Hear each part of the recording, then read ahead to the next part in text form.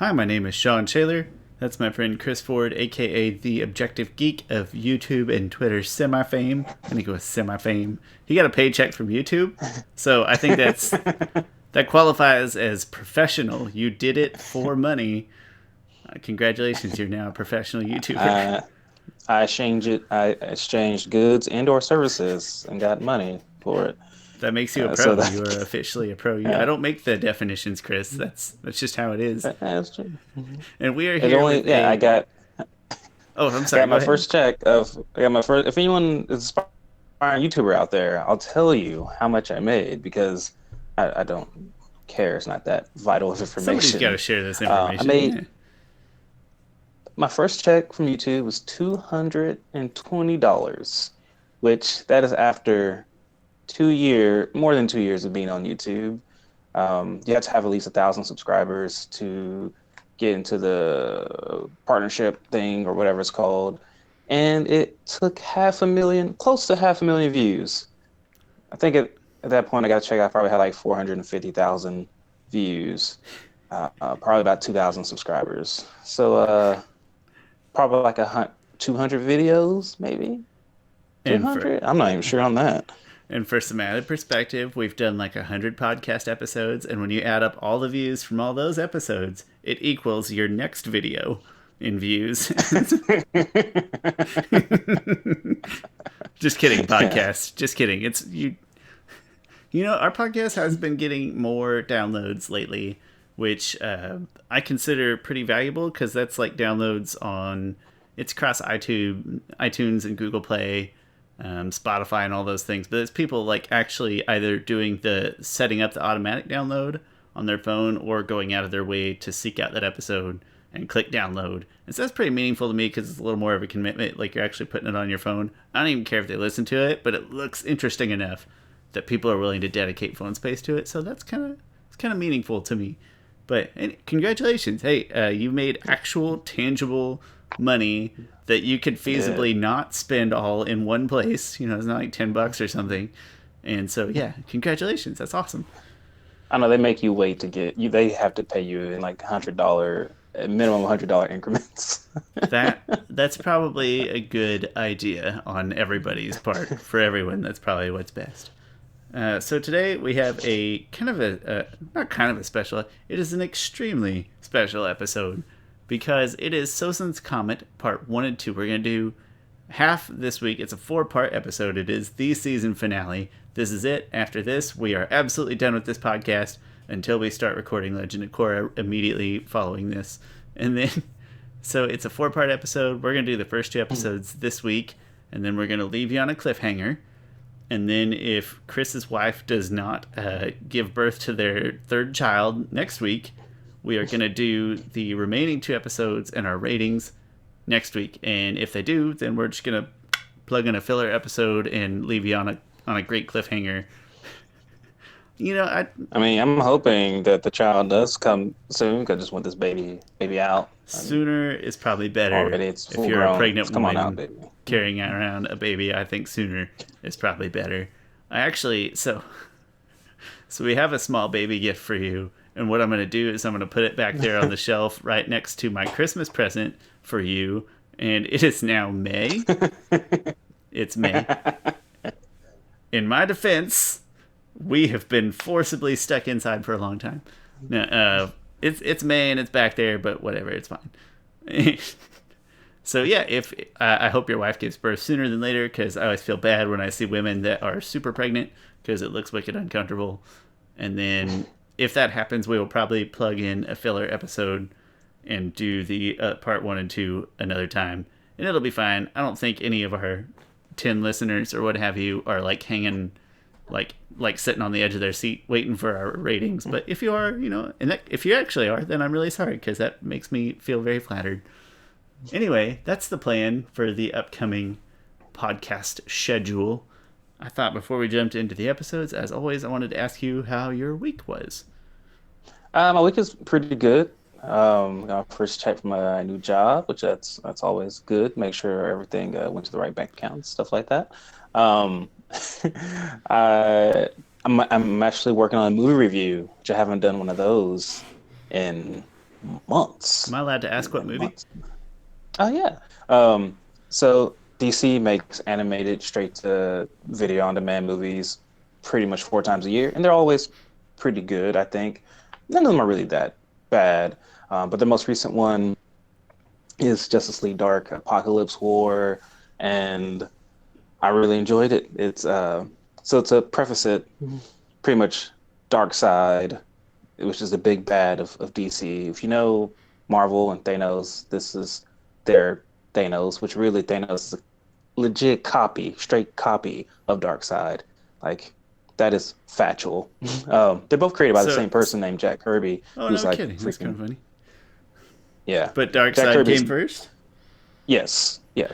So they were when Jack Kirby and probably Stan Lee was creating Thanos, Jack Kirby I think originally came up with this character who looked like this other DC character who is in the same vein as in the same story, in the same stories as Darkseid. And then I think someone was like, if you're gonna rip off two gods, which is DC, rip off their biggest, baddest villain. And he was like, all right, fine, we'll just do a copy of Darkseid and make Thanos.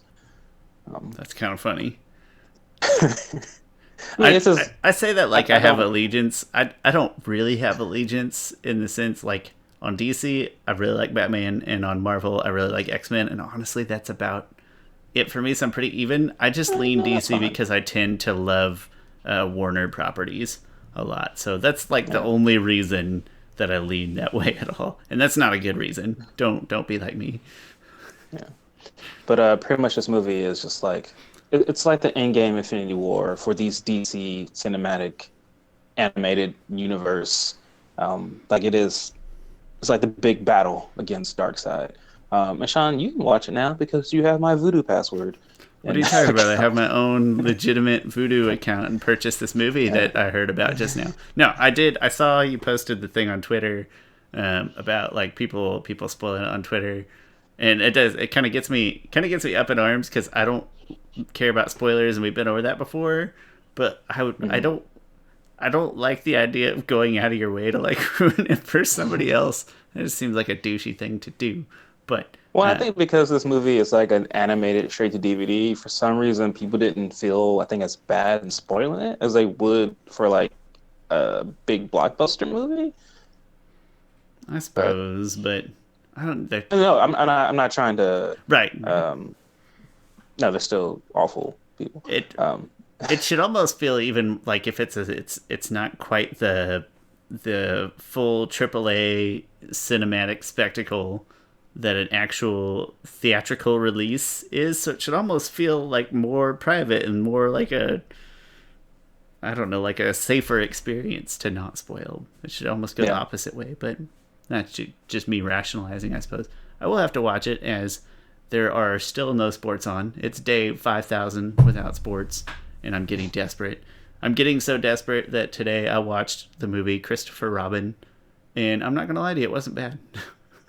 I watched it. I think it was decent. Yeah, it was funnier than it had any right to be. Yeah. But anyway, I will have to watch it, and I will watch your review, of course, when it goes up.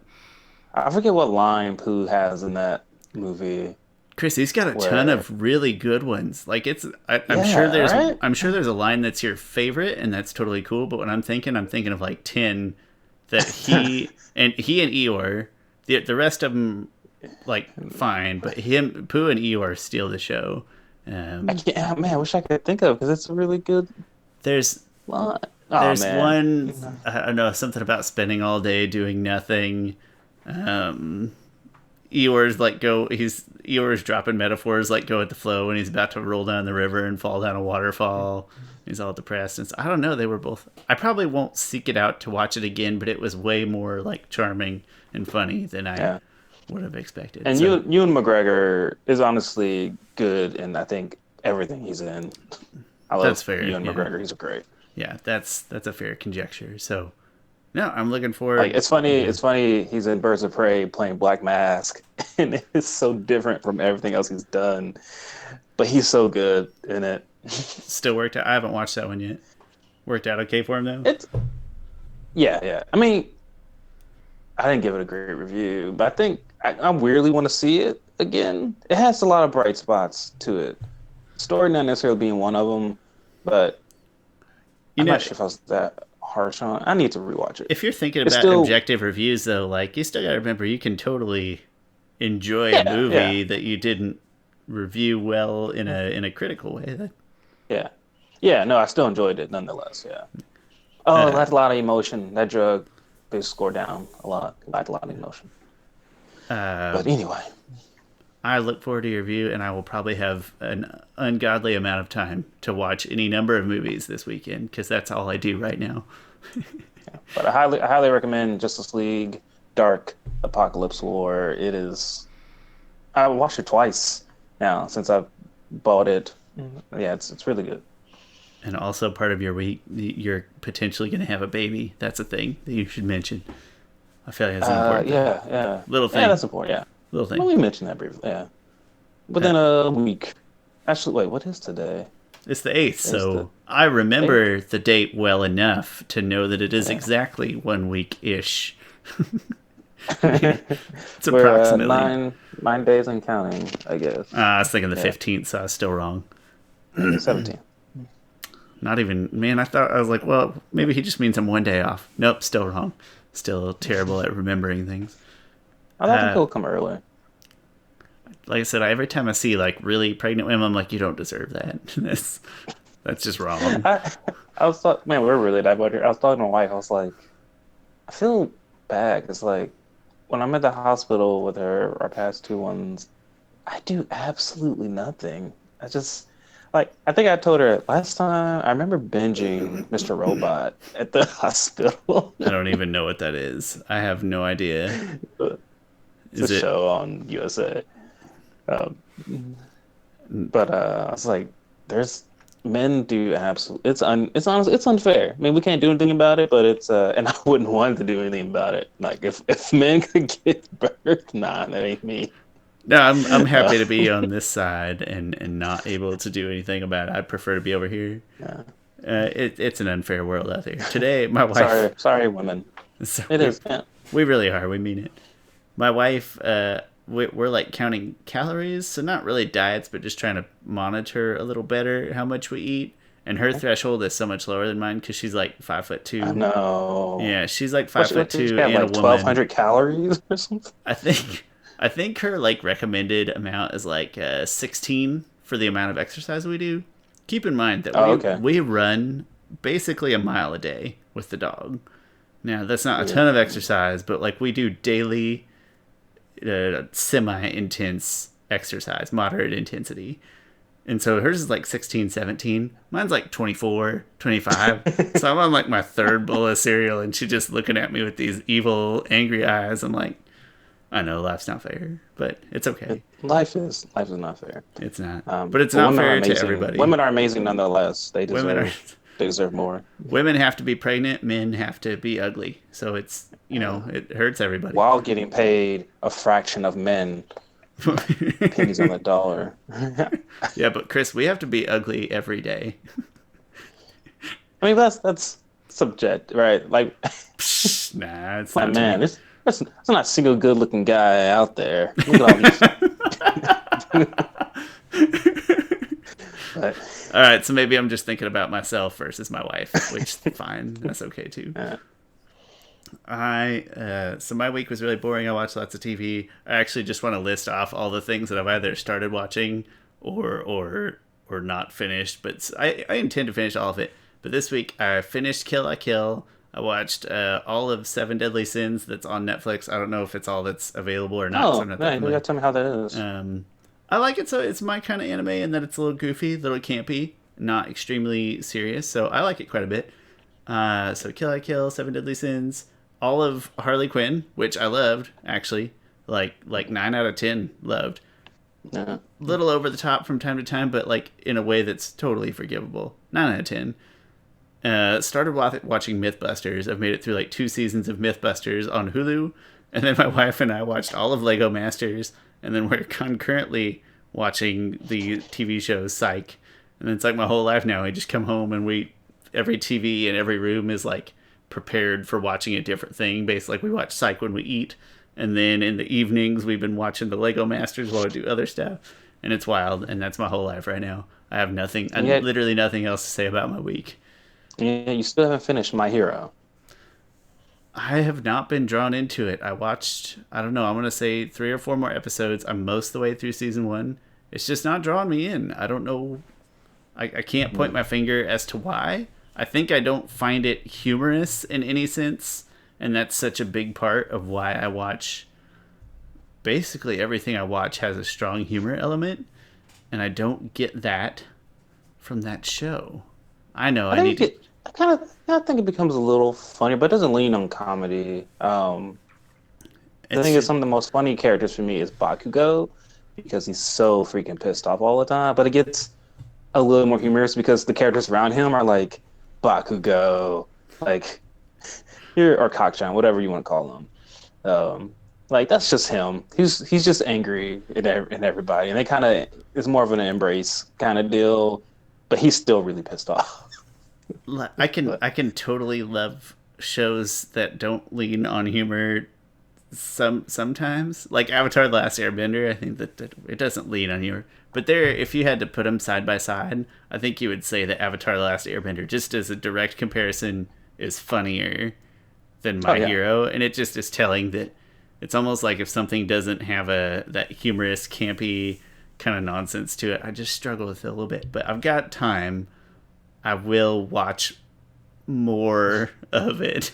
I won't commit past that. I'll say more. yeah. It's great. There's nothing issue with what I've watched. It just hasn't drawn me in yet. And I'm also in a I weird mean, like and also you have to go to Hulu to watch it, and so it's on there's like commercials on it. that's true. Not There's a it's lot not. of immersion break in Hulu that I don't have to deal with in any of the other formats that I take in stuff. So I would say I don't notice it a ton.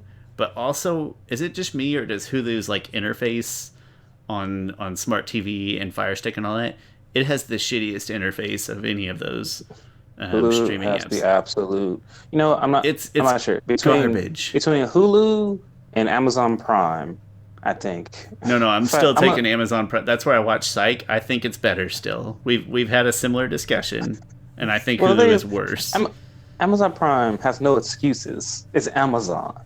True, like Like you have a they. higher bar for them. That's fair because I can't figure out how to get to the episodes when I want to. The episode list in Amazon Prime, I will I give it think my that. biggest issue with Amazon Prime is that they show because you can buy stuff on there also, so they show you everything, not just the things that are on Amazon Prime. They show you everything. So I wish I could just click the button on the TV that just says, "Just show me things I can watch for free ish Yeah, show me on like Amazon Prime." included package, but Yeah, Hulu like I feel like I have to fight with it. Or like when I watch Lego Masters, we've been watching this thing it's, constantly. Sometimes it started us. We're finished with it. Sometimes it started us where we wanted to, where we dropped off to last time. Other times, just starts us on the season finale for like no rhyme or reason that we can tell. Just no, and Hulu has been around a while. Hulu is not a that's new entity, so I'm not gonna lie. I think I hate Hulu the worst, but I agree with what you're saying that our bar is probably a little higher for Amazon, and they're doing that thing like, you ever use the Mercari selling app? no. Okay, don't, because it's garbage. They that's what they call themselves, the selling app. That means as a buyer, when you go to the app and you type something in the search bar that you want to buy, it shows you by default every sold listing as well. It doesn't sound like a big thing, but it's really stupid if you want to buy anything that you have to change it and take that part off. Do you need a kid break? No. No, just check it. Just check it in. Well, that's enough. That's enough tangent and complaining for me. I think. I will say we have vastly underappreciated MythBusters as a society. That's an astounding TV show. Go watch MythBusters. I love it. We do. We don't have any hard news per se, but we did want to toss out. Chris, you said there was an excerpt from the Kyoshi novel that was released this week. Yes. Also, side note, the Kyoshi Rise of Kyoshi audiobook was supposed to be out like last Tuesday, but got delayed until like the 17th or something. Um, it We're might have just something used to to do with the everything art being cover. delayed right now. Just Yeah. everything. This voiceover wasn't done because of COVID-19. That Well, it guy only got took one person in sick. the booth, but Stephen Fry got sick, and Um, I don't think it has any. It's supposed to be out in another 2 weeks. I think it's just some I don't know, crossing your I's, dotting your T's type Yeah. of deal. I can't even be troubled to edit an hour-long podcast, so I'm not going to point fingers at people editing large books. Yeah. Um, I'm excited for that because I just really want to start getting into it again. Like I I do don't want too. to sit down and read it again. I just want to enjoy it. That's great work material or like home Yeah. project material, in my opinion. Yeah. But they released a little excerpt of The Shadow of Kyoshi, which is due out like in July, and it's really interesting. Um, from the looks of it, looks like Rise of Kyoshi, I'm sorry, Shadow of Kyoshi picks up 2 years after the events of Rise of Kyoshi. Um, and how all excerpts are, you kind of just get a random, they just plop you into a random part of the book. You really have no context for what's happening around it. But there's an interesting part where she comes into contact um, with the what's his name? Moke, right? Moke was the second in command I think of that's the how we had been saying it. I think. I don't know. I feel like you um always say it right, and then I say something else, and then I confuse and ruin yeah. everything. Yeah, well, apparently Moke, who was the second in command of the I forgot their names. The what should you say? Yes, public platform. Yellow Neck Dalfei. That's the Dalfei. He's the second in command, and then Kyoshi. Just in case someone hasn't read the book, anyway, he went off to be with someone else. He's a Went big off to bad. He be was with another following one gang. person. Now he's on to another Yeah, group. now he's leading another gang. But I'll just Is it read the Yellow a couple of Necks, or the. is it a totally He's leading another gang, not the Yellow Necks third anymore. gang? Okay, got a Yeah, whole it might be the triad same going people, but they go by a different name. on. Um, so she meets him in like this embossing say in this and it's like shadowy kind of place in the outer ring. And what do they say to each other? Pretty much she says, "Hello, Uncle Moke. It's been a while, hasn't it?" He just goes, "You, what are you doing here?" Anyway, she thing about Kyoshi in this excerpt, she seems a lot more confident in her abilities, which I guess she should be. Um, it's so later on in it, they're kind of just talking to each other. At some point, um, all of Moke's men come in. They all surround Kyoshi, and he says, Sounds like a bad idea. and so like there's like 24 guys, right? They all got weapons and stuff, and Moke is no longer like before. He was a little hostile towards her and maybe a little bit afraid, but now he's kind of more calm because now he has 24 guys around him. And so he says, "Well, girl, what is it you want besides checking on your elders?"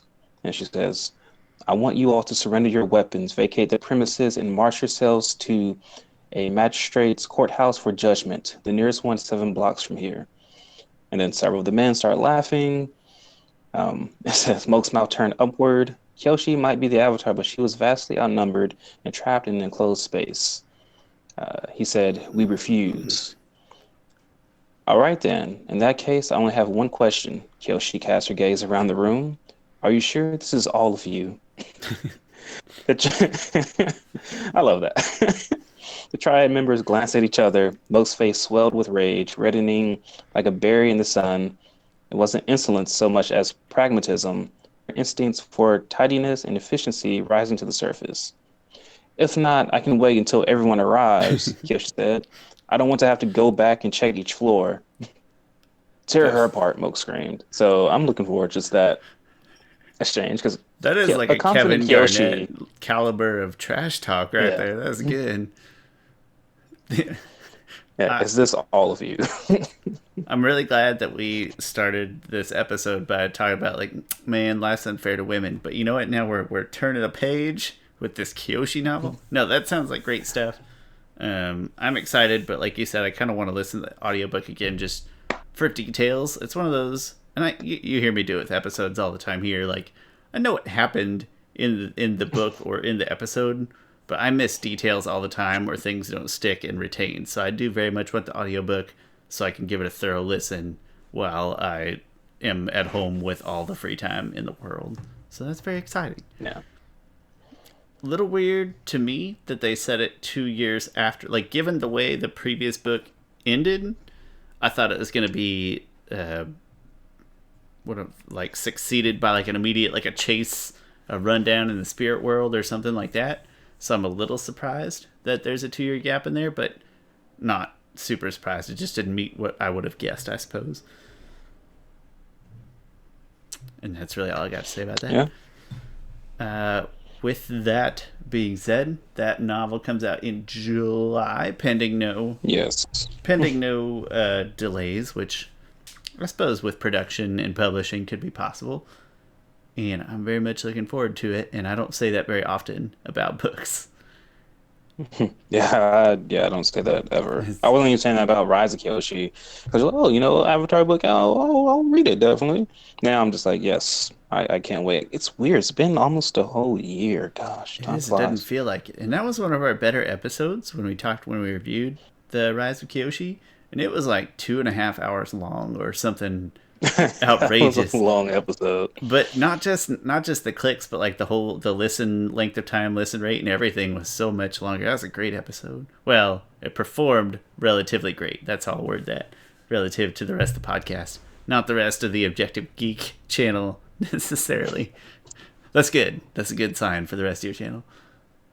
That being said, I think we should go ahead and jump into our episodes, because technically we're going to do walkthroughs. The walkthrough of 2 episodes. I find that when I think about these, they all blend together. That's not necessarily a bad thing here. But 2 episodes to talk about, and then we are absolutely going to skip ratings, leave you on a cliffhanger, because we're going to wait till we do all 4 episodes before we offer any kind of ratings down the road. So for now, let's just talk the first one, which is called The Phoenix King. Phoenix King. Yes, Team Avatar is enjoying a nice little retreat on Ember Island. And they're all like, man, we've become pretty lazy. And then they have a beach party, which somehow makes you less lazy. Not sure the logic on that one. It's not so good. they're all having a nice time. Real quick, I'll note that Aang builds a sand castle of ATLA, and it looks really good. And then Toph makes a sand castle of Ba Sing Se. I'm pretty sure I mentioned this before, that in my head canon, Toph was practicing sand bending to this degree because before she wasn't great at it. Like, even here she says, look at this, like, I've been practicing my sand bending. I think she's been secretly practicing sand bending because she feels guilty that she could not save Appa from the sandbenders. And then she vowed that she would not let that happen again. But of course, she wouldn't tell anybody that because she's not too with the mushy feelings. And that would be a proud thing that I could see her keeping her. I don't think you have to say that's headcanon. That sounds like a legitimate, like a hypothesis, right? Like, we couldn't prove it, but it sounds like a legitimate hypothesis. Yeah. I'm down with that. Cool. I don't even know how you'd argue with that. How would you be like, nah, Chris, that's dumb? Yeah, that's true. You can't. It's not even a theory. Yeah, you can't really. Yeah, it makes all the sense. Anyway, and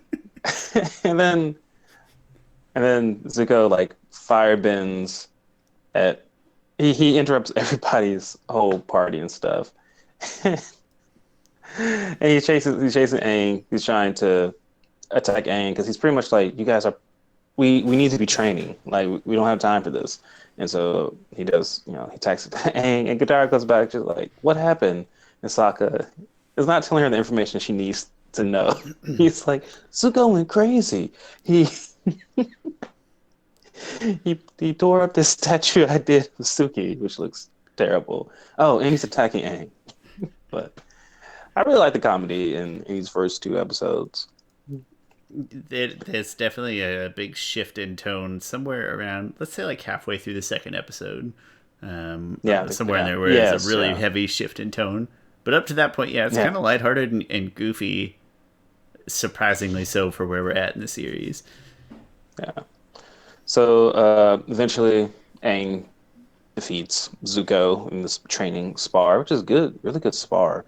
You really get it's interesting, haven't seen Aang fight Zuko since holy crap, when was the last time we see Aang fight Zuko? It was the chase. No, I'm tripping. It was the drill. I'm not the drill. The Crossroads of Destiny. Duh. Yeah. So But it's even been. that, is such a team affair that it I mean, feels they had their quite a bit. one-on-one moments in that. So Yeah. Okay. and Aang was bested by Zuko in that episode. And here Zuko gets bested by Aang. But it's really interesting to see just how far they've got. See him at Um, both full firebending too is kind of exciting. yeah, but I love seeing Zuko. I love seeing all the techniques he does and everything, like that firewall. He kind of does. It's about to like engulf Aang, and Aang blasts him through the window, which reminds me of when Korra blasts Simon through a window. Airbending is apparently really good for blasting people through narrow corridors out of a There's window. I don't know if it's actually a word for that, but there on a YouTube channel I watch, whenever like windows and things are broken, it's Yeah. defenestration. Defenestration. It's a good word. I don't know why I just thought of this, and I'm scared that it's going to send us on a tangent. But you picture Kyoshi in that room, like surrounded, as they said it was like what a small room, and she's surrounded Yeah. by people. But like if she had access to Earth, if it was like at an Earth base or whatever, you imagine her just like Earth bending a circle around her, just up with all the people and just like smashing them into the ceiling. I feel like I've seen that happen in the show once by somebody. Right, but since it's I Kyoshi think. and it's in a novel with a slightly older audience, I just like absolute gore, like just crush them all up again. They're just bleeding everywhere. My Yeah. imagine it goes. Maybe that's why I don't read books. My own imagination scares me. Okay, that was a Right, who pointless knows? tangent. That's how I would deal with that if I were Kyoshi. But she's probably got it under control. She doesn't need my help. Um, so eventually, they're all like, "What's wrong with you?" He's like, "What's wrong with me? What's wrong with you all? You all are lounging around. Like Sozin's Comet is 3 days away. Like I think it's 3 days away. Like we had to prepare." And they're all like, oh yeah, we weren't going to face Sozin on. I mean, face Ozai on Sozin's Comet." He's like, "What?" And they're like, "Well, since they took Bossing Say, thanks to you, Zuko." I'm kidding, they didn't say that. That would be kind of funny But they if they meant it. did. Yeah. Yeah. Ever since the Fire Nation took Bossing Say, with your help, that was the last stronghold of the Earth Kingdom of everyone else, and the war is pretty much over at that point. And their invasion plans didn't work, and what it can't get worse than this. And Zuko's like, it can get worse. Like, I went to. Oh wait, first of all, why didn't they tell Zuko? Which I don't. It's a plot convenience that they don't tell Zuko. I'm so Um, excited that you used the phrase plot convenience instead of plot hole. because because like at the end of Southern Raiders, right? Aang is like, "Lions know the answer," and then Zuko says, "Well, what are you gonna do about my father?" That would have been a good time to be like, actually, violence is not the answer. I don't plan on fighting your father. Can't kill your father if I don't fight him. This would have been a really good opportunity during that conversation to exchange valuable tactical information. Yeah, Whatever, it was emotional and they were tired from the trip. With whatever, yeah, it's sure. fine. Stupid Zuko. Yeah. That's why I did. I don't know if I'm in. So I'm in all those Facebook groups, but I feel like every now and then there's like a surge of new members who start asking like bringing up the same discussion points that have been discussed all the time, and sometimes there's like more people who hate like Legend of Korra, and they talk about like plot conveniences. That I'm like, people just ignore the plot conveniences in Avatar, and I'm not trying to say that that's bad writing or anything. I'm just trying to say that there's every story has like plot conveniences and things like that, or just like, Especially man, if this it's in came a out of nowhere. fantastic made up world and it's I mean, come on. Yeah, it's fine. Yeah, it's like, and then like I watched Legend of Korra. I'm like, man, Legend of Korra did a really good job like explaining some past things that happened or what they actually would mean and how they would mature from lore that's been dropped in Avatar. Anyway, I love both of these shows like a lot, and I don't know, I feel like I'm kind of confused on why people. I'm not confused on people why some people don't like Legend of Korra, but I feel like people's I feel like sometimes people try to say like very objective things about it, but they don't hold those same standards to Avatar. Like I don't care if people don't like it. Like I can see why people don't like it because it is different from Avatar. Um, That's but probably the biggest reason for not liking it. Like, maybe not saying that it's not as good of a show, but just straight up not liking it is if you're yeah, looking for a similar Avatar experience, that's not it. And to this date, yeah. there isn't one really. I've been very tempted during all this downtime to binge through Korra, but I have kept true to my word. I'm not gonna No, watch it till we get there, and it's gonna be essentially the stay second core, full. stay core celibate because you're not a core virgin. So But that's true. Korra, born again, actually born again. It'd be a second, except for the very first season, which is okay because it's the shortest season and it's I don't want to say the least consequential to the overall story arc of Korra, but maybe. I kind of think it is. I Not think that it that is doesn't mean because it's it was bad at all. It just in the grand scheme of all 5 seasons, it is it is probably the 4 seasons. least. It's Four, excuse me. Yeah. purposely self-contained because they didn't know they were doing any more of them. Yeah, and So so I have no issues going in, quote unquote, Korra celibate, knowing that I've seen that one extra, and I do remember it the best because of that. But it's fine. I've been very tempted, but I haven't broken. I'm gonna do one episode at a time. It's gonna be fun. anyway, Zuko explains that in that war meeting, which is a great callback to that. He says like he Azula um, and Ozai has a plan to just wipe out the whole entire Earth kingdom or wipe out a good portion of it. And Zuko didn't speak up, and he felt ashamed about it. And that's really interesting character work there because the last time Zuko spoke up in a war meeting, he was himself, but it led to freaking Aden Kai that led him down this path. And this time he did not speak up. And he's just like, I felt really ashamed that I didn't speak up. But I did like my one good eye, so it's I only had one more eye left that was fully functional. this one over here. No depth perception. I get nothing out of that. It only cries is what I think about my mom and uncle.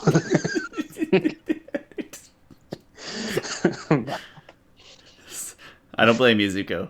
I blame you for a lot of things, but that's not one of them. And so he explains to them, and like Katara falls to the ground. They're all like, "Holy crap! I didn't know the Fire Nation was this bad."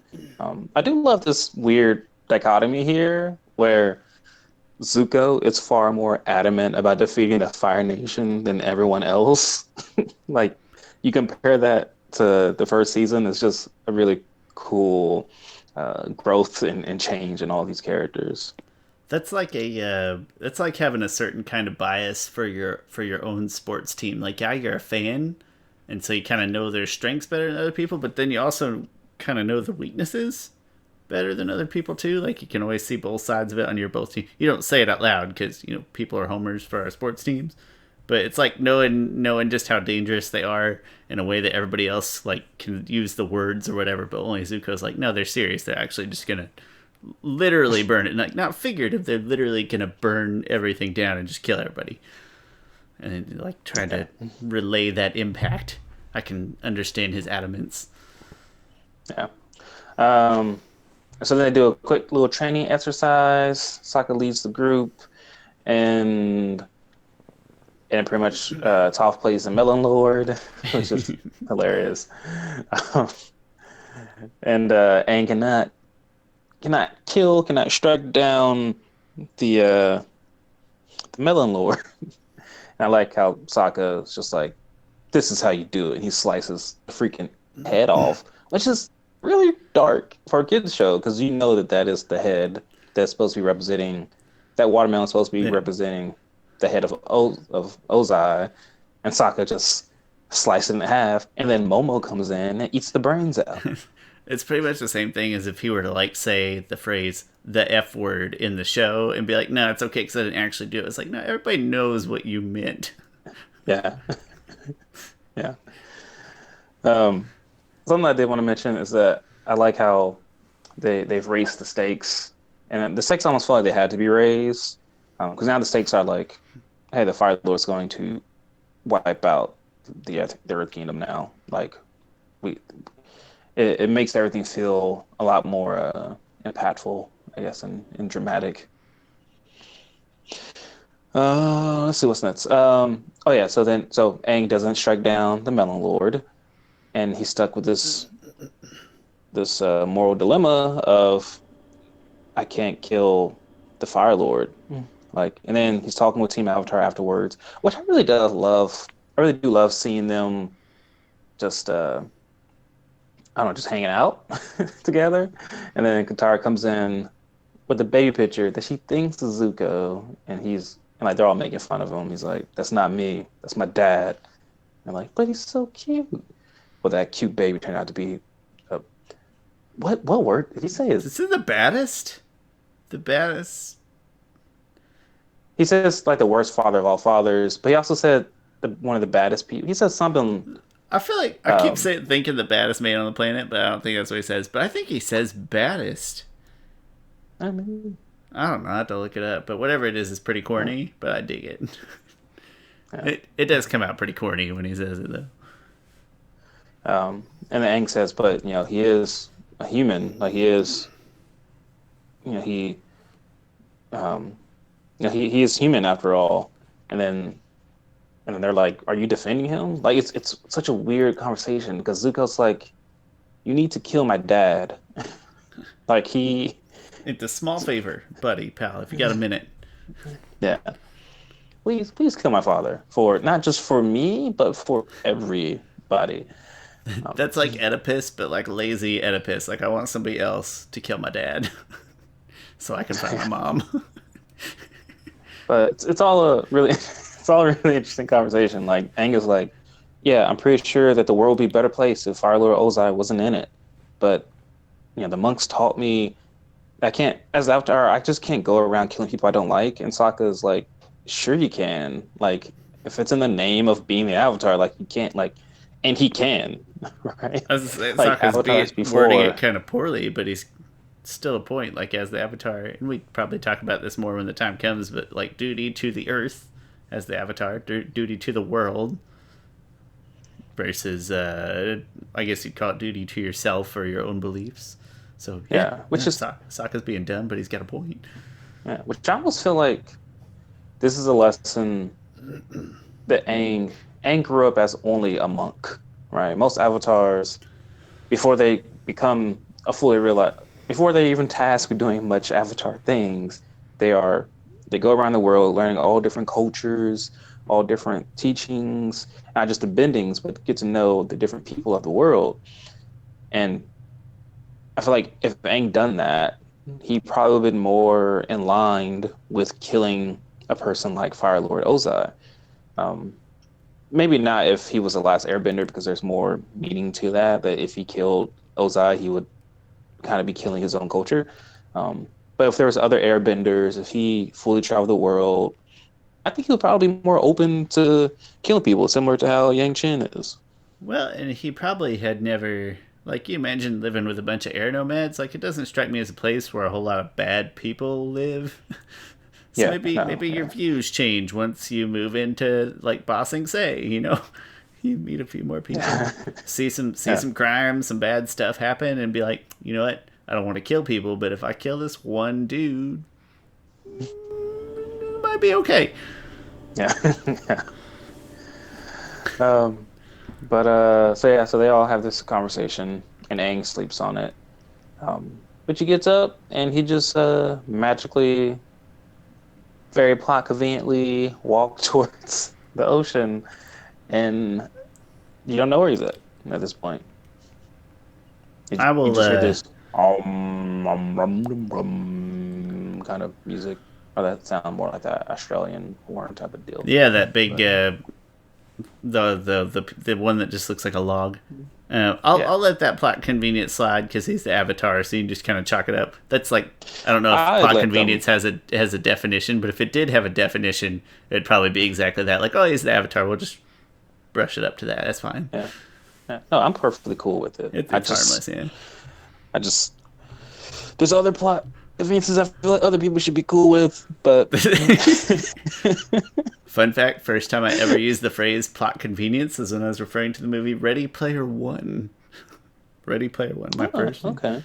It's full of them. I need to rewatch that movie. I like that movie a lot. I don't I think you liked it as much. I was frustrated with it because of the number of plot conveniences. Hmm. But that's a video game, though. That's fair. And I will actually, Yeah. to be fair, I think I had said that about the book, which is probably it's not better or worse than the movie at all, but it had one like big plot convenience that stuck out way more to me, but it's not really Mhm. present in the movie, so it's tough to critique. But anyway, it's a different story for a different day. It's a Yeah. fun movie. Or still entertaining. You can still watch it. It's fine. Anyway, Aang disappears, and Team Avatar is like, "Well, we gotta find Aang." And I like how they all search around the place. Oh, first of all, they split up, and immediately Toph was like, "I'm going with Zuko," and everyone's like, "Why?" Like it's almost as if she has. It's almost as if everyone is assuming she has like a crush on Zuko. But no, it's just like she wants to go on a life-changing field trip with Zuko because everyone else has. True, she's got to get left out all the time. That's not fair. And maybe Well, she kind of has like the semi crush on Sokka, and now Zuko comes along like the new boy in class. She can have a crush on him if she wants. That's fine. there's this nice meme, this really funny meme of in Legend of Korra, both Toph and Zuko are old. There's an image of Toph like pointing at someone, like she's in the actual show, she's pointing at Kuvira saying like you give metal benders a bad name. And there's a picture of Zuko like right underneath it, the him looking like shocked. And that's in Legend of Korra, that's when Korra tells him that she's talked to Iroh in the spirit world. And so they put the two together. It says like Toph says, "We're going on a life changing adventure. You owe me a life changing adventure." That's kind of cute. Yeah. Uh, maybe one day they'll go on that. There's still time. And yeah. This is a random side tangent, but someone in one of my videos, probably a video that's about who is Zuko's wifey and mother of Izumi, they mentioned like, oh, I like to think. I mean, I'm pretty sure that Katara is not Zuko's, which of course he's not. But I know I know Katara is not Zuko's wife or baby mama, but maybe they got together afterwards. Like when they're really old and stuff. I'm like, is this the How I Met Your Mother of of, of Avatar? I feel like I gotta find this meme. You know what? I would hear that theory out, and then I would treat it with the same treatment and respect that I treat all other theories related to that.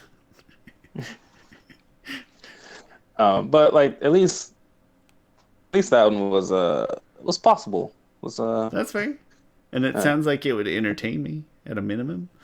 yeah, like I wouldn't mind seeing it.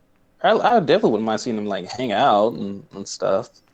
But also, what do old people do? I don't know many old people. My grandparents all I passed hope away a I'm the long kind time of old ago. person that I hope I'm the kind of old person that plays like chess, like learn how to like pick up a random skill like that.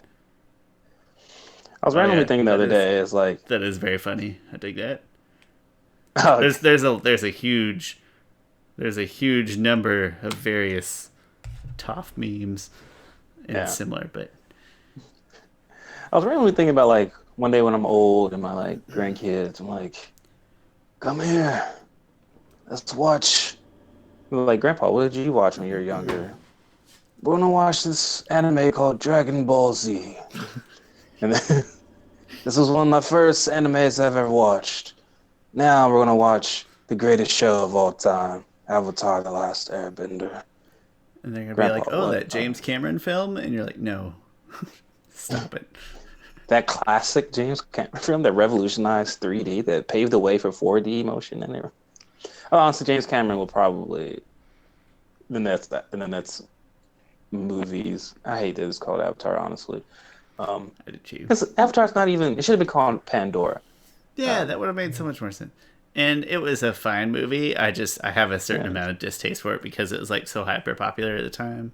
But things that innovate are not always the things that like hold up well or have the staying power. Like I don't feel like people still talk about that movie in the same light or respect, and I'm okay with that. Oh no, I think most people. I don't see anyone saying they love that movie Like nobody's like, anymore. "Hey, let's go back and watch Avatar religiously." It's like, "Oh, hey, that's there. That's fine." Yeah. But things that innovate don't always hold up, and then that's okay. They innovated. Thank you, Avatar, Yeah. for having the wrong Um, name. yeah.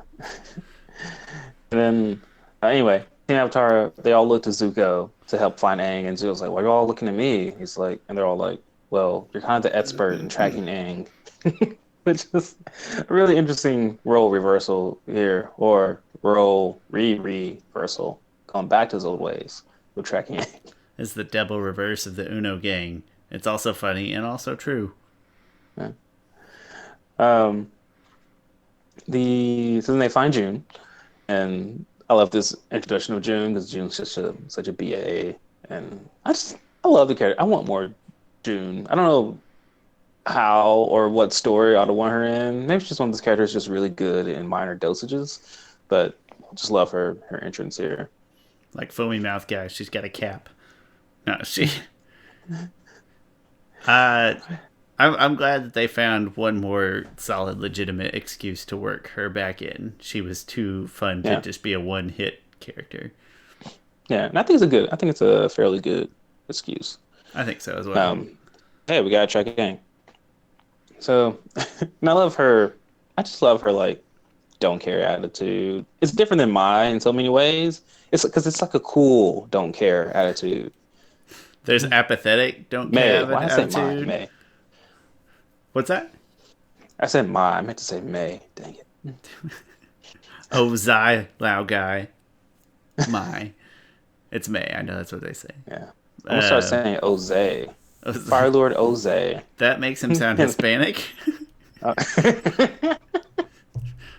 Also, I sound like the movie that just butchered people's names. Like I'm an actor. I go to M Night. I'm like, why is this pronounced this way? We should pronounce it Oze. He's like, okay. That's what happened with Iroh. Chantal was like, but it's Iro. And then he's like, yeah, you're right. That stop it. You know, I don't like Aang Taong is still the worst just because he is the main character. Like he's the character around which the whole I show and I don't know what's worse. Iro was fine. I mean, it was whatever. Also, it's close enough that it's fine. I get it, Um, but Soka was really bad, and Ong, maybe Ong is the worst. Yeah, Ong is it's definitely. only the worst in my mind because he is the main, like everything is built And around they, this character. yeah, How do you do him like that? But Oze yeah. I like. I'm gonna turn Oze. I don't think the Central American population gets enough representation in this show. Oze He's a straight descendant from the Sun Warriors. Maybe that's where that name There's comes some from. Oze. association there. Yeah, I think that's fair. He's Oze. Love it. Sticking with it. Although he does look way more like Eastern Asian He than does. Yeah, he than the does. Sun Warriors do. Yeah. It's a he doesn't have to look like him. But at It's a least, yeah, at recessive least the Sun gene. Warriors. I said that about Central American. That's pretty direct. So I'll retract my statement Yeah, he can still respectfully. be named after. Yeah, Yeah, I he mean they could. are the Sun Warriors. Yeah, Yeah, they brought fire. He could take that name for Obze. yeah. I can't get it out of my head now. Anyway, I don't. I have no idea where we're at. We're talking about June tracking him down. Yeah, June. June tracking him. Yeah, so June tries to track Aang and she can't, and she's just like, I can't find him, and they're like, she just says he's gone, and they're just like, what does that mean? Is he dead? She's like, no, I could find him if he was dead. I mean, he doesn't exist, but And then don't they make the comment about being in the spirit world, and they say no, his body would still be here? Did Soccer or somebody bring that up? yeah, well, yeah. Even before then, they knew he wasn't in the spirit world because his body wasn't there. They knew he didn't take his glider, um, and so they really have no idea where he's at. Um, and but like what I don't get, I feel like June seemed too experienced in that, right? Like I could find him if he was if dead, and that's you're like, question? yeah, well, also she seemed to have come across someone who just didn't exist.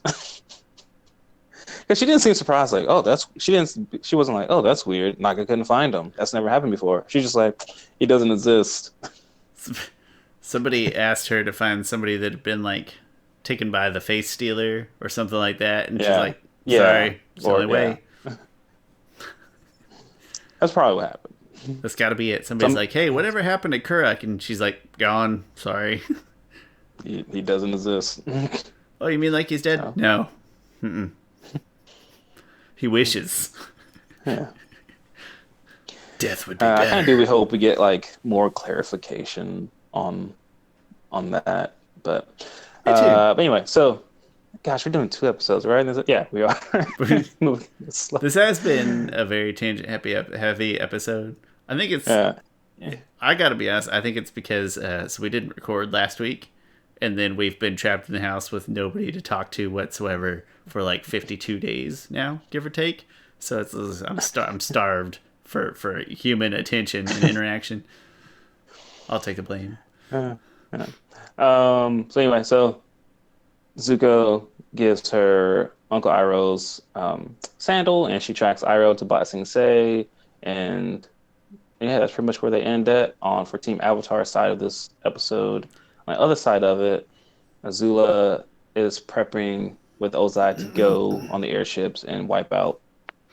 And this is a really interesting moment. Like we've never seen Azula be this like be this bratty, I guess, right? Like she's And always she's on her entitled, but now she's being like kind of childish, snotty. Yeah, very entitled and everything. Like an entitled spoiled brat, right? Because Ozai says like, "I need you to stay here in the homeland." She's like, "Well, he pretty much says you're not coming with me." She says like, "Yes, I am. Like this is my plan, Father. You can't treat me like this. You can't treat me like Zuko." And he's like, "Azula." Like It's a pretty and funny finally, thing to say. yeah. Yeah, it kind of is. Um, but it's really weird kind of see Azula like this. Like we've never seen Azula be talked down to in any sort of sense. But Not like it kind of makes this. the Fire Lord like even it kind of just puts in perspective everyone's powers and who's actually leading everything. Um, but Fire Lord Ozai is pretty much like, I'm gonna become the Phoenix King and I'll let you be the Fire Lord. And which is not like a gift from him because this takes zero energy or zero effort or it doesn't. A gift is like I gave up something of myself and gave to you. This is like he's like, here you go, like The I'll be the totem king pole of the did not world. change at all. It's the hierarchy is Yeah, the same. They just slapped a different little name yeah, tag, little nameplate on it. like absolutely, yeah, nothing changed. Nada. Like who's the most powerful person in the world right now, leading an army? Ozai. Who's the second one? Azula. After But this, but here's a same. sticker. There you go. Yeah. Thanks, honey. But she still, likes the idea of being Fire Lord. Um, and yeah, so that's how that ends. That's they Ozai flow says that I will together. be the Phoenix King. The episodes flow together for me sometimes, but yeah, I think they really just have the conversation here, and that's about it. Yeah. But the episodes run together real bad. Yep. And then, yeah, so that's the end of episode 18. Yeah, it's 18. Let's just roll right into 19 since we're working on an hour and counting. Yeah. Episode 19 is the old masters. And just for context, I do believe that all 4 episodes, I think I looked to verify, and all 4 episodes were premiered on the exact same day. And they really do flow together very badly in my head. I have a really hard time separating one from the other. As in they flow, I will say that's a testament to them flowing really good. Yeah. It's not a bad thing unless you're trying to distinctly talk about one episode after the other, and then it becomes a challenge. But no, it's a testament to quality that really does feel like almost like one big movie, kind of like the Pokemon movie at the end of the Indigo League or whatever. It kind of feels like that almost. Oh, and this is the way that they did it. In that documentary, Avatar Journey, I think is what it's called. I kind of forget. I forget. It's a great documentary. It's like 40 minutes. Everyone should go watch it. It's really good. It's out there on YouTube for anyone, everyone. Yeah. It's like the only thing Viacom never took down, probably because there's no random Avatar music playing in the background. If there was, Viacom would have taken it down, or Sony would have taken it down by now. Yes. They had to blur Aang's face out when they talk about him. It's weird. Yeah. But in it mentioned like when they got to the finale, they really felt like they were creating something special, which they were, and they all, like everyone, cast and crew, put a lot of effort and work into the finale. What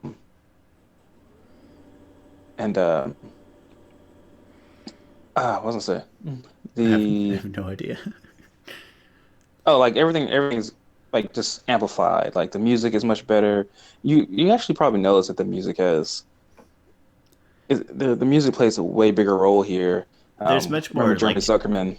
There's let's say like depth. There's much more depth to it. Like there's always the music is always good and melodious and stuff, but here it feels like a bigger deal, much more detailed, much more going on inside of it. Yeah. Oh, I actually think we added the June stuff in the wrong episode. I think the June stuff doesn't come until and I'm looking at it. I don't think June stuff I'm pretty confident that they don't find Iroh yet in the last episode, but they do get June's help, I think. Like they go find June, they go look for Aang. I does not put it on. Yeah, they find June in the first part of part 2. In the first part of part 2. Maybe they just set off after June. She definitely shows up in part 1. Not shows up physically. Like, do they go find her? Or they say, "Hey, we're gonna go find June." Nah, I think they just it just starts. Oh, yeah, my bad. Hold on, that's okay. It ran that way for me, or felt like that. It certainly does feel that way in my head. Well, and I watched them all back to back to back too, because that's how you're supposed to do it. Yeah. Good 3 fire. Oh no, my bad. They do meet June because these do roll really closely together. They do. I think that they find her, and then they can't find Aang, but then they set off for Iroh, but they don't find Iroh until, I should be pointing over here, this episode, I think. They find her, but they don't actually start talking to her until part 2. I see. Like she does the whole like fight scene and everything. They don't actually start. Just the intro. Yeah. Got it. Yeah. Anyway, so we talked about June stuff.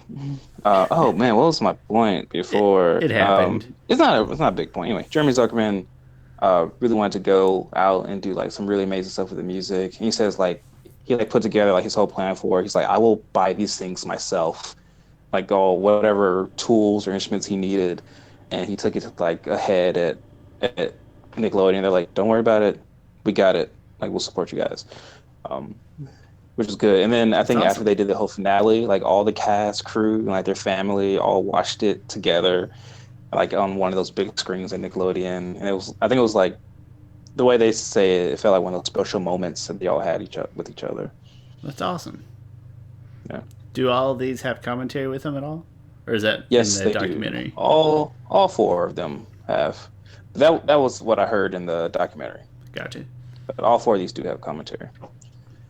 So, that's the episode. Aang doesn't know where he's at, but he knows he's really unsure where he's at because he can still bend, but he's not like on solid Earth, but there's like trees and stuff. He's like, I'm lost. I wish I had my past lives. Oh, I can talk to my past lives. And so he talks to all his past lives. He talks to Roku first, and Roku's like fairly cryptic, right? He just tells him his last bit of advice was, They are um, mostly not helpful. well, so we're talking about women before. I feel like the women were helpful. That's fair. Yeah, you I know feel what? like the Yang guys, Chen was the most relatable as another airbender, and yeah, I think her tone and everything contributes to like she demanded or commanded, what is it, like commanded your attention the best. She's like, she's an airbender. She's gonna be able to level with Aang, and she's very like stout and clear in her point. yeah. But other than Yang Chen, you're like, you guys really aren't doing much for me right here. You know what? Um, yeah. And so Roku's advice is pretty much you must be decisive, which that is not all that helpful. Kyoshi's advice, like, which I love, um, Kyoshi was pretty much, hey, only justice can bring peace. And this only justice can bring peace. Like, and I like how Engel's pretty much trying to argue with Kyoshi, like, hey, killing's not good. And she's like, but I took out Chin the Conqueror. And Engel's like, but you didn't technically kill him. She's like, I don't see the difference. Like if her and Batman got in an argument, and Batman's like, I don't have to save him either, and Kyoshi's like, that's the same thing. Yeah. Kyoshi's like, but that's why I love Kyoshi. She's like, personally, I don't see the difference. And then she does clarify, She gotta like, tell it how it is. look, Aang, if I had to like put a put a stake through his heart, I would have done it. No, it's no big deal. I d- I didn't know that Batman and Kyoshi was the mashup that I didn't know I wanted until just now. Just to see that dinner table conversation, like, listen, I didn't kill him. Eh. Yeah. Um, and then I love how Aang ends it with, I knew I shouldn't have asked Kyoshi. I feel like that one line that's sort of elevated Kyoshi's like, I feel like people think Kyoshi is like some bloodthirsty avatar, which I don't, especially reading Rise of Kyoshi, I don't get that sentiment, but I get that she is perfectly fine with killing people. Well, and Rise of Kyoshi obviously is going to shape like 95% of how we feel about Kyoshi, just in detail, Yeah. you know. Yeah, yes, yeah. Before that, there was a little bit more legend and I guess lore and your own imagination to Well, yeah, go with. I mean, before that, she, I mean, you got, all right, Dai Li chilled Chin the Conqueror. She chilled Kin the Conqueror. And like that, like you just got some pretty nasty stuff to go off here. You're like, all right, yeah, maybe she's a, she's a bad lady. Don't yeah. mess with her. Oh yeah.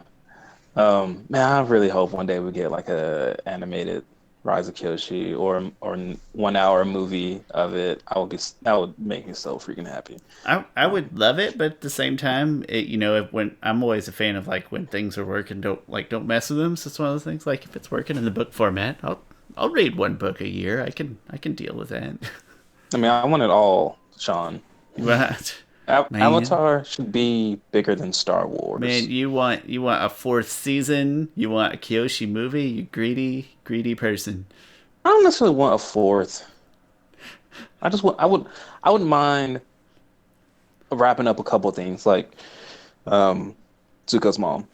Just a What short, quick movie. I can pretend that I feel differently, but in the end, we would do the same thing, which is watch it and talk about it. So like, we can pretend we feel differently, but in the end, we're gonna have the same result, which is we're gonna watch it. So Yeah. to that end, I agree. They can be a movie, and I will watch it, and I'll be happy, unless it That's sucks. that's that's pretty much fandom, right? That is, yeah. So Like like in Harley Quinn when it had those Snyder release the Snyder cut guys who was like, I'm not gonna watch Harley Quinn. It's some weird feminist type of deal. Like shows here that you reviewed it. It's like, yeah, but so and so, so and so. that guy did really hit home with me. And then we had the Star Wars conversation the other day. It's like that's the same thing. It's like even if I did complain about it, it wouldn't change. I'll still watch the next thing they put out. So I can whine all I want, but I suppose for where the line in like today's day and age is drawn is, are you gonna pay money to watch it? That's like the big commitment. And I would pay money to watch whatever. If they produced a new Avatar: The Last Airbender movie tomorrow, and it was like Shyamalan's directing it, and he says it's way better than the first, I'd be like, I still have to pay money to see it. That's a good question. Like you'd have to do it just out of human interest. I know that you. Yeah, I would. I would too, and it's okay. I think a lot of people they would trash us and tease us, and maybe we'd hate it, but I'd do it. It's captured my. That's our next what if. Is what if Shyamalan produced the second movie right now and came out with like lots of hype. Came out with lots of hype for it. That's a good what if. We'll have to talk about that sometime. Another time. So then Aang talks to Kuruk, which was also not helpful. The most worthless. He was, good old Kuruk. He's consistent. He just gave his one lines like, I'm gonna go with the flow, Avatar. You mean you're a douchebag? That's what that translates into.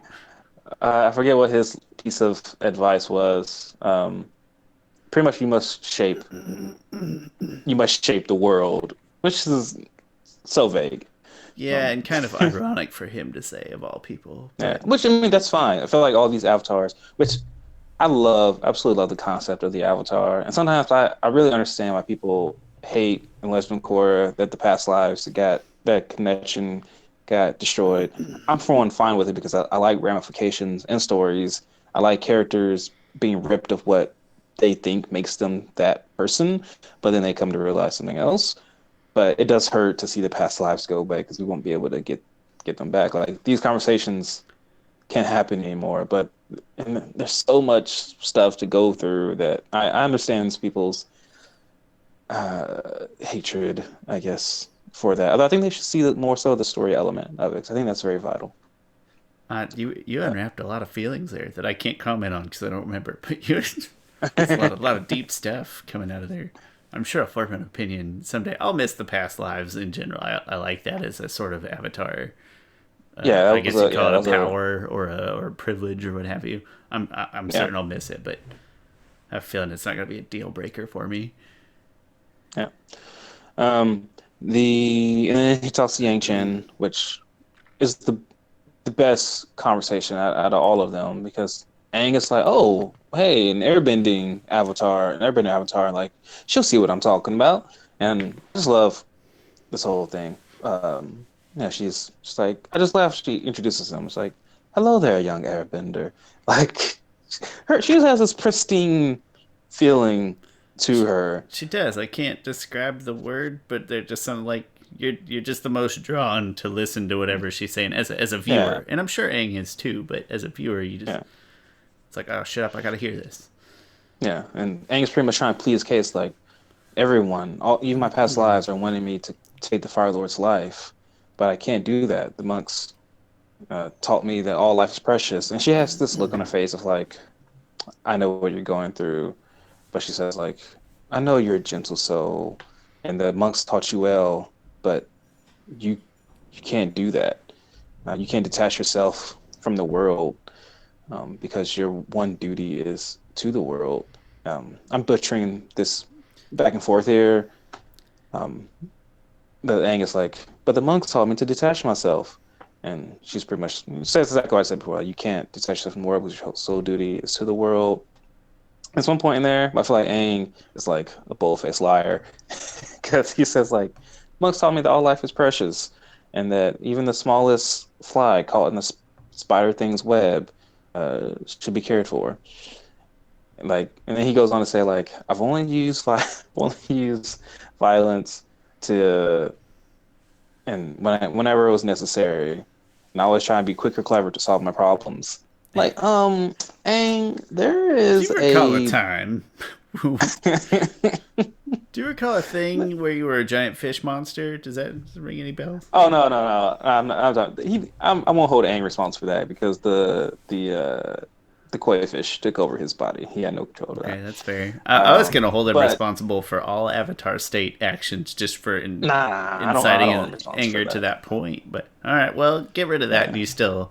there's still some But evidence. there's the buzzard wasp Those don't count. They're that, monsters. They're but according to Aang, all life was sacred. But that buzzard wasp took Momo, Aang tracked him down. He then got Momo from him. And then at that point, Momo was saved. And Aang was so vengeful, he freaking swatted that thing down. Probably killed that thing. most likely. I think it Um, lands on its back, and I think insects can't lay on their back very long. They die. That's how they go. yeah. He And killed it. its wings were definitely damaged. Right? Yeah. If I was Yang Chen, I'd be like, whoa there, young Airbender.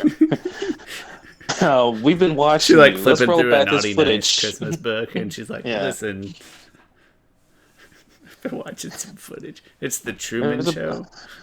there's a buzzard wasp right now in the spirit world, damning your name, giving us all a bad reputation. No, I'm kidding. Buzzard wasps don't go to spirit world. Because they're Or heaven or monsters, and whatever. that's I why mean, it's okay that spirit Aang world. killed one. Yeah, spirit world isn't heaven. I don't want to get anyone confused on that, or anyone No, being like, no "Hey, pests in the spirit isn't heaven." world.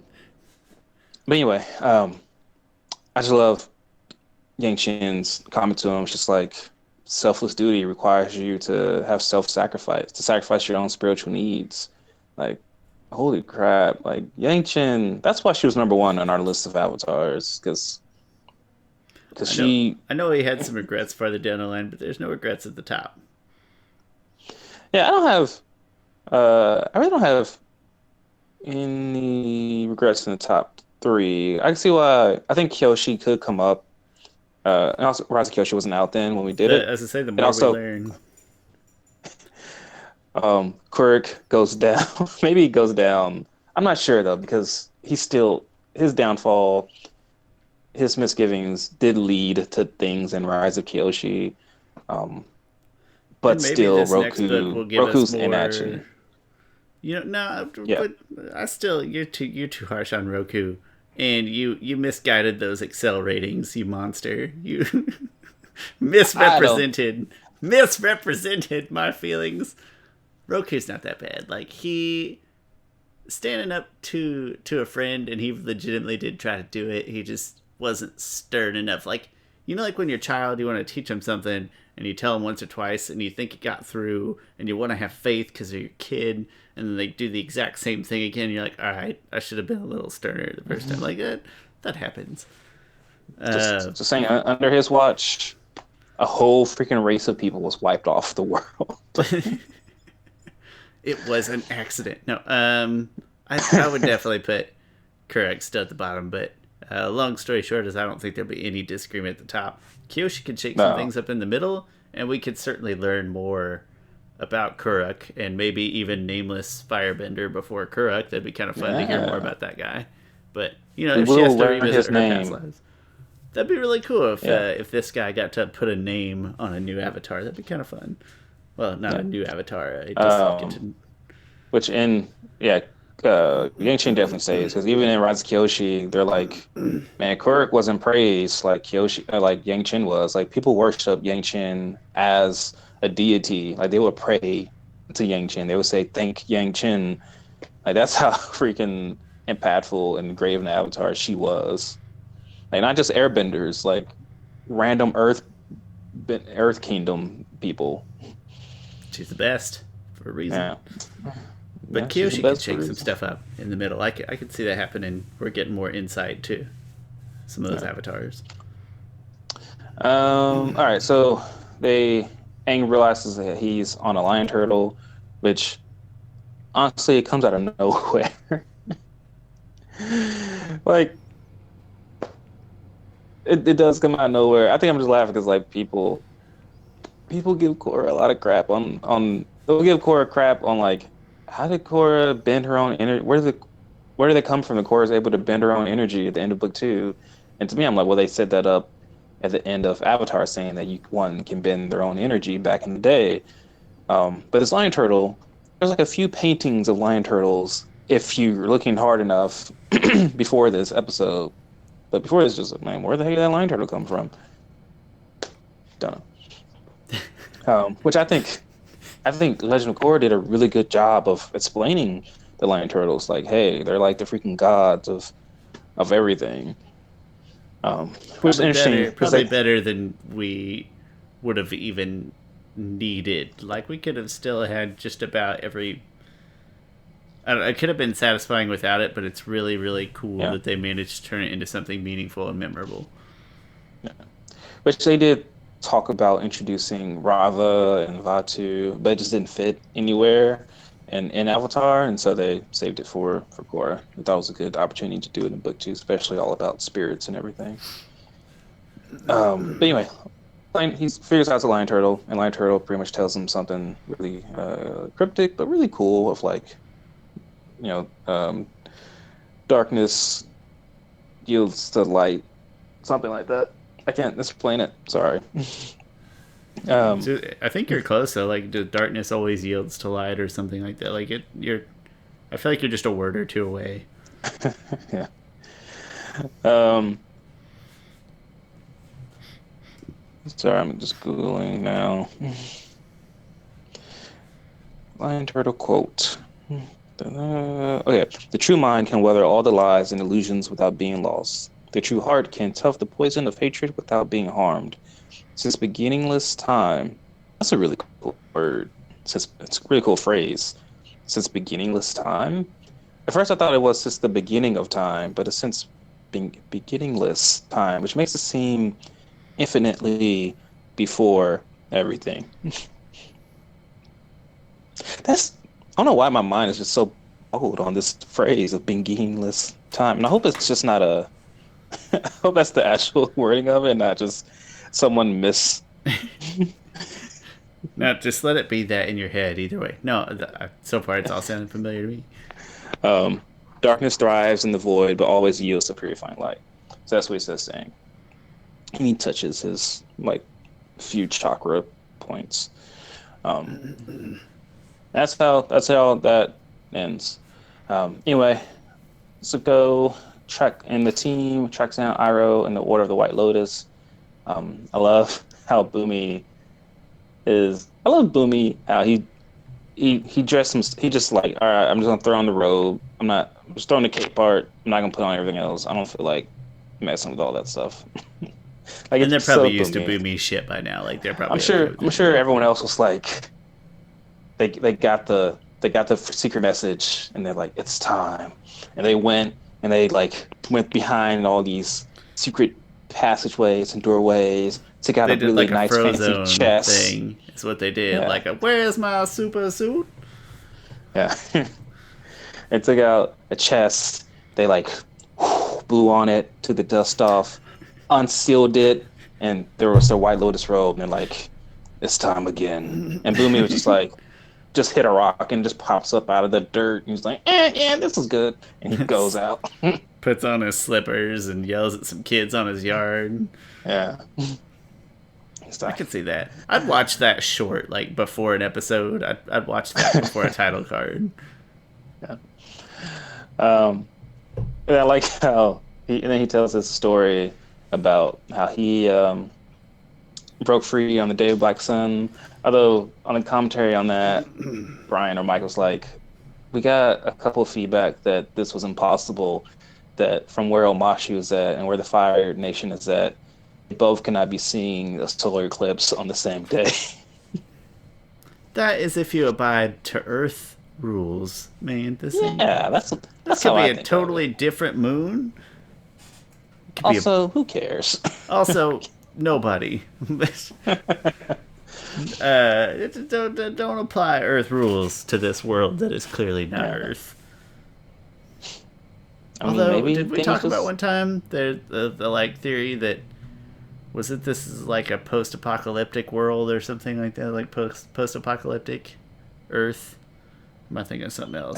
We might have. That might be some video game nonsense I'm thinking of too. It's hard to say. Oh, it can't be Earth because Um, in Legend of Korra, you can kind of see when the planets align for harmonic convergence. It shows you the planets and how they look and everything. The third planet from the sun has rings on it, and Earth, of course, does not have rings on it. Yeah. And Okay. so they clearly cannot That be in the yeah. same like solar system. Although That's I all the do think they proof I have a need to not have to apply Earth rules to the solar eclipses on this world. I'm fine with boom. that. Okay, good. Um, also, I think their moon is huge compared to our moon, which maybe that's why it swings the tides a lot more. Because yeah, Yeah. because Well, and their moon like looking, comes down in spirit form and picks fights with whole villages and stuff. It's a that much is more true. aggressive moon. Yeah. No, that's not the no. Moon Spirit did not Spirit. pick fights. Ocean Spirit picked fights Oh, you're and right. killed people. Okay, I Yeah. give you that one. But if it was the other way around, would the moon have jumped in and whooped some ass? Ooh, Probably. and I wonder why Probably. characters in Avatar can jump like really high compared to normal people, right?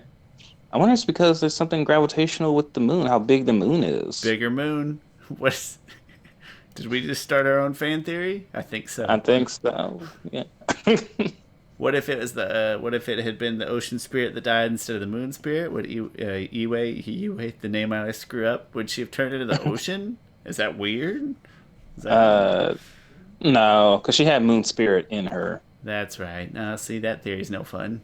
That's why we vet Yeah. these things. Usually not on a live episode, but that's why.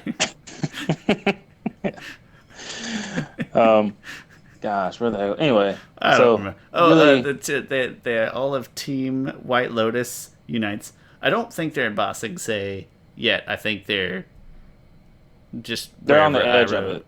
They are on the outside of Ba Sing Se. Yes, Okay. yes, yeah. Pretty much where they took down the walls of boxing, where the Dai Li took down the walls of boxing. Say, um, so Zuko, they order White Lotus, which is all the old people that they know, John John, Piandao, Master Paku. They tell like, oh, Grand Lotus sent out a note saying we were needed here, and then they say it was Iroh of the Fire Nation, and, and like they go to him, and Zuko is at his camp. It's like late at night, and he's just waiting outside. Which we've talked about this moment plenty of times especially in our top moments of just Avatar, the Last Airbender, and this moment was our number one moment. Get my tears going on And here. yeah, and he's so ashamed of himself, which I think is a great. I think they've been building up to this a lot, especially with the Ember Island players episode. And I love how it's Katara that's like he's gonna know that you change. He finally goes. He finally works up the courage to walk in there, and Iroh's asleep. He just sits. He decides to sit there and wait for him. Like he was probably sitting there, nervous as can be for like hours, just standing still, knowing that he does not want to wake up Iroh because he's now that respectful of Iroh. And then Iroh yawns and wakes up, and he just feels Zuko's presence behind him. He still has his back turned towards him because that's the way Iroh's been treating him since he betrayed them at the crossroads of destiny. And I love this voice acting from Dante Bosco here because he like adds a voice cracking into it. He's just like, Uncle, like, I'm sorry. I'm so sorry. Like, so good. And he's just profusely apologizing. He's crying. He's that sad. Like that's amazing emotion there. When I think it's really key when characters are crying, not because like a character dies or something like that, but when they are just emotionally compromised in that position. And before Zuko can even finish his apology, Iroh grabs him and just hugs him. Gosh, it is the absolute best moment. And Zuko says, I thought you would be furious with me. And Iroh says, I was never mad. I was just sad because I thought you lost your way. And he was like, I did lose my way, Uncle, but you found it. And, and you found me here. And I am so happy. Like, this is probably the greatest moment in Uncle Iroh's life. Like, he was so sad that Zuko lost his way because his own son followed the path that Iroh set for him that it wasn't a good path that made his son, I won't say lose his way because his son, I don't think was ever on the right path, but But led to in his one sense or death. another, he was probably feeling like he lost two sons. Yes, exactly. Yeah, felt like he lost two sons. Like, how much of a failure do you think Iroh feels like? He's like, I lost my first son, I lost Zuko. All because he's Like, trying to do good things. Like, yeah. And finally they're reunited. And this moment never not, unless I'm just not paying attention to it, it never not gets me emotional. it gets me pretty welled up for sure. But, my favorite character in peak mode, forgiving the character that needs it the most, who is not my favorite character. No, Yeah. it's probably the emotional pinnacle of the series, which is probably why it ranked at number one on our moments list. Is like, it's, if you don't feel anything here, Yeah. you may not have feelings. I don't know. I only have like one or two feelings, but they show up in this episode. Um, so then all Team Avatar and the White Lotus, or really just Iroh, are just kind of chatting about like what they need to do. Zuko tells Iroh that like they can't find Aang, and so he asks him like, "Hey, will you fight Fire Lord Ozai?" And Iroh's like, "I'm not sure I can even beat Ozai, and even if I could, I don't think it will go down the way you think. Like history would see it as just a brother killing another brother to grab power. Like it has to be the Avatar. Like trust me, Aang will fight the Fire Lord." And then Zuko, being really humble, is like, "Well, then would you take your rightful place on the throne?" And I was like, "No, it must be a new Fire Lord, an idealist who has unquestioned honor. It must be you, Zuko." Like, if I was Zuko, I was like, I'll be like, "Oh, Uncle, Oh, thank you." stop it, man. Oh, stop it.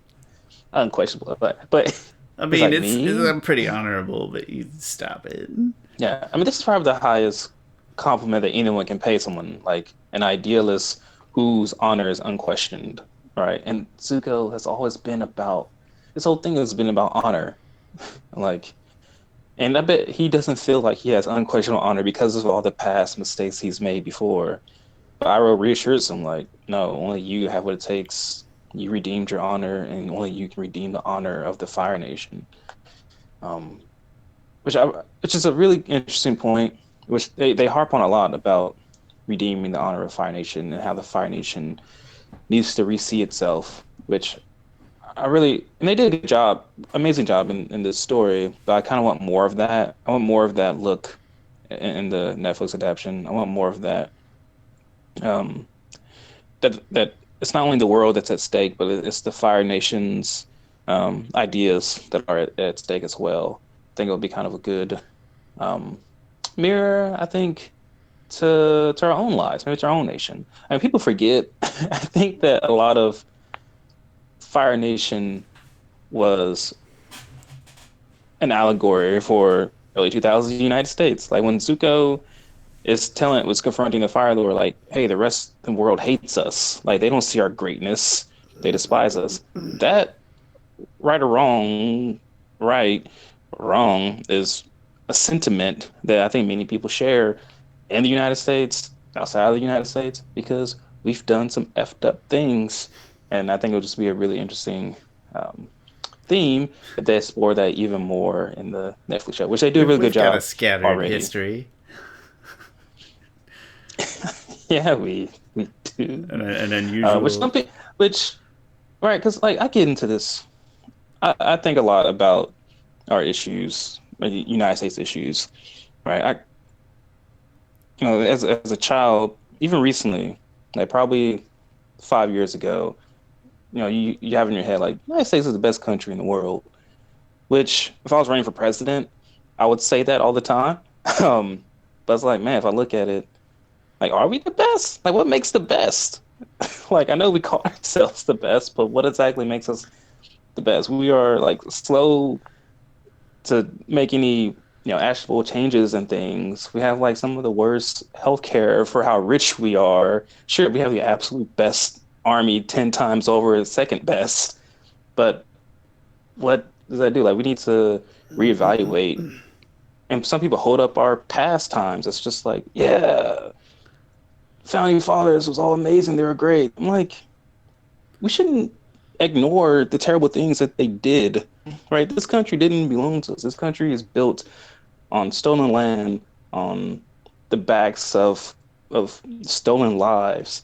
Like, we're not amazing. We need to look ourselves in the mirror and be like, hey, we need to redeem ourselves, redeem our honor, and put ourselves back on and be the pinnacle for what everyone else should be. We should strive for being better than our past. But man, went off on a tangent there. There's never a bad time for a tangent like that. I would say, with no disrespect to what you've just said, the best way to get what you just said wrapped up in a speech that's both entertaining but also lands home is that Daniel Tosh has an amazing joke, has an amazing bit. I know it sounds dumb and it's from Daniel Tosh, but it's pretty much what you just said. It's like everybody talks about the founding fathers, like they were a bunch of racists with a handful of good ideas. Or like, America always talking about being number one is like, what if we just said like America's top 10 and the other countries would be like, yeah, we can respect that. So it just, it wraps up a lot of ways. If we weren't going to get YouTube copyright striked, I would definitely put that clip right here, because whether or not you're into Daniel Tosh, it's a pretty clever bit and reacts well to what you've just said, which does fit very neatly into the context of the show, and just it's the idea that the right person to ascend to the Fire Nation throne is a person who believes that he can change it and turn it around. Like, you may not be able to. Idealism, optimism, sometimes ill-founded, sometimes wasted energy. But what Ira is saying is, like, we've got to put someone there who's going to give it the best possible shot to flip this thing on its head.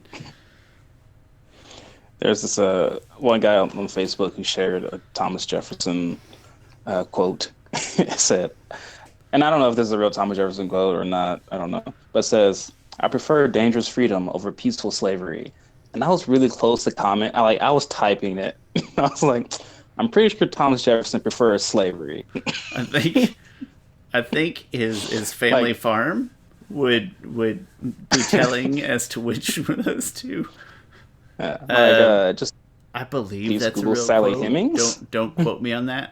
Don't quote me on that. You can quote him on that. No, I believe that is a quote, but I don't know if he understood the literal meaning in the same way that we understand his words today. But I was like, so I typed it all out. I was like, you know what? Sometimes I'm just, I don't need to get into Facebook arguments with not with which people, wouldn't have been an argument, because not with people sitting at home with nothing better to do than to think of like rationalizations for why they shouldn't have to do something. Yes, yeah. I don't care what side of the fence you're on with the whole pandemic and how you feel about it, but there's a lot of terrible arguments being given off by both sides, as with any great argument. There's we always hear the extremes, such as life. But man, okay, went off a tangent there. Yeah, this is the most tangential episode of all time, but at least that one, compared to all the tangents I presented, at least yours was meaningful. Well done. And then you undercut it with damn Tosh. No, I'm kidding. Yeah, I'm not even joking which is ironic because it is a joke, but that is probably one of the best 5-ish minutes of comedy in my life. Yeah. Go watch it. Absolutely. Sometimes I hate Daniel Tosh. Sometimes I like him, which is his thing. I'm about 80% hate, but that 20% top there, this is definitely in it. Yeah. All right. So Iroh says that Zuko must go to the Fire Nation because Azula will be there waiting for him, and he takes Katara with him. Sokka is like, well, Aang's gonna be finding the Fire Lord, so we need to take out those airships. And Toph joins him, and then I love how they end it. Like this is like the ultimate like prep for battle. Like I feel like Iroh was kind of leading them. He's like, "Today, Destiny is our friend. I know it." Like, and I just like how Katara says goodbye, General Iroh. Like everything has a sense of finality to it. Like we don't know the next time we're going to see each other if we'll be alive or not. And it's really heartbreaking because like we just got this full group of. I mean, this is essentially a group of our favorite characters. Yeah.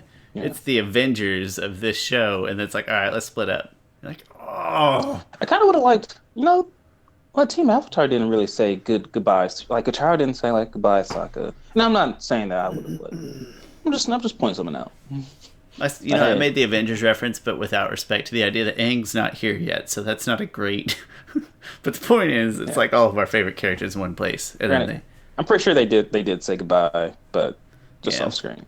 Sokka and Suki and Toph takes Eelhound, which is probably my favorite. One of my favorite. I forgot to put that as one of my most underrated things. That Eelhound. Nothing travels faster on land or on sea than an Eelhound. Like that's dope. I don't know. Sounds pretty OP to me. I don't know. I mean that's has to be like a top five animal. We haven't done top animals yet. Animal. We can toss that out there. Yeah. We need some fillers here, just in case. I don't know what having a baby's like, but I hear it messes with your schedule. So we need some fillers. Apparently we're in some type of stage where the baby could be here in a couple of hours or several days. So you like listening to your wife occasionally? You just pop the headphone, make sure she's not like... Yeah. Do I hear screaming and agony? No? Okay. Oh, that's the TV. My bad. Okay. So they split up. I told her I was recording a podcast, not bother me. So maybe she's actually just went to the hospital herself. So I can't break off another tangent. It's another story for another time. It's not that good of a story. It's just timely. But anyways, okay. That pretty much ends. Yeah, team goes their separate ways. I do believe at the very end of this episode. Again, I might be mixing them up. But I believe at the very end of this episode that, like, essentially Sozin's Comet is here, or on its way, or very close, or that they ended on that note, like, now is the time. It's happening now. I do believe they show Sozin's Comet. I think so. So that is really it for episode 19, The Old Masters. We really didn't get to interact with a whole lot here, but they're there. And then we don't really have anything else to cover here because we are going to leave you on a cliffhanger. Come back next week. There'll either be some kind of filler episode, or there will be the final, super awesome episode that will include our ratings for these two as well. We're going to rate them all as one, because you got to watch them all together, because we believe that's how it's supposed to be done. So we'll wrap things up pretty quick here, because we've been talking for a really long time. Come back next week for either a filler or the real deal. I'll let you know when it happens. In the meantime, thank you very much, Chris. Good luck if you happen to have a baby this week. I hear that's a big deal. Never done it myself. I'll try it someday. We'll see how it goes. I'll let you tell me how it works, and then if it's okay, I'll give it a try someday. In the meantime, well, Sean, you birds and the bees here real quick, and if you tell me the story, and I'll figure it out later. It's not podcast appropriate. When a man and a woman. I really like the Fairly Odd Parents, and one of my favorite parts is when Cosmo gives the speech about being alone and loving each other very much. It's a great moment. It's a great cartoon for like 2 seasons. Thank you for joining us for a very tangential, full episode. In our defense, these 2 episodes wrap up a lot of different pieces of story that we've been talking about. So our tangents are a metaphor for I actually don't know where I'm going with that. I thought I had an idea, but I don't. Thanks a lot. Come back next week. We'll see you then. Chris, take care. I'm Sean Shaler. That's Chris Ford. You can find us on last_podcasters on Twitter and Instagram, or Last Podcasters on Facebook. See you next time.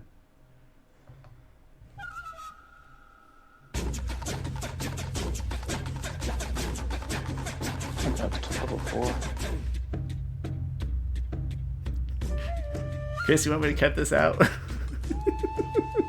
No, it doesn't matter. Nope, too late. It's staying. Everybody wants to hear our voice over the music. All right, see everybody later.